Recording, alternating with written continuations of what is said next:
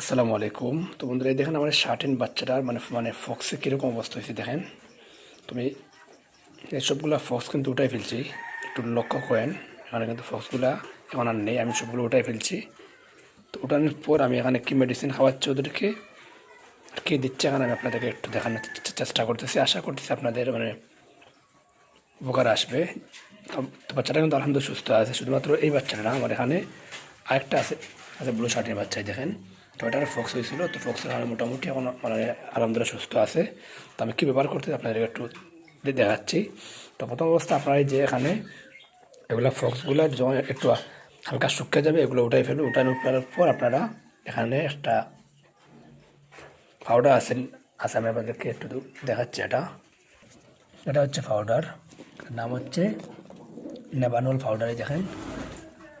তো এগুলো উঠানোর পরে আপনারা এই পাউডারটা এখন ব্যবহার করবেন মানে ক্ষতস্থানে লক্ষ্য চোখ যাতে এগুলা না পড়ে। ওকে, এরপর হচ্ছে আপনারা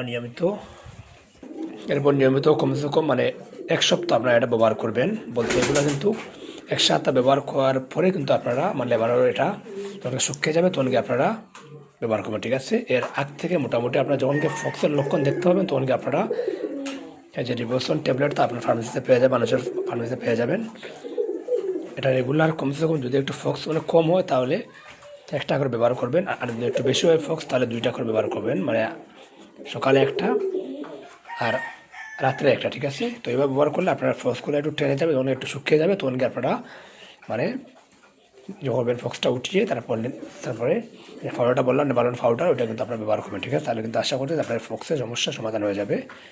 এটা হচ্ছে মোটামুটি ভালো একটা ট্রিটমেন্ট যা আমি এখন ব্যবহার করতেছি। তো আগে ব্যবহার করতাম পটাশ চুন, কিন্তু পটাশ চুনের কারণে অনেক সময় দেখা যায় ক্ষতস্থানটা একদম ভিতরে ঢুকে যায়, ভিতরে যাওয়ার পরে ওটা একদম হয়ে যায়, সমস্যা হয়ে যায়। এই জন্য ওরা এটা ব্যবহার করি না, এখন শুধু এটা ব্যবহার করতেছি রিবোসন, ঠিক আছে। তারপর হচ্ছে নেভানোল ওটা। আশা করি আপনাদের উপকারে আসবে। একটু ভালো থাকবে। আসসালামু আলাইকুম।